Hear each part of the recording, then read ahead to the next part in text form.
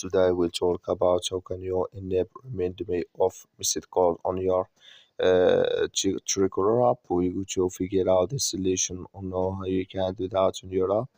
So you just follow this ways, then it's going to work with you.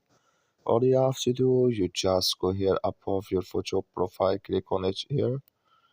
So then it's going to take you to your profile. It's going to show for you like this here. Then all you have to do now, just go above this sign, click on it.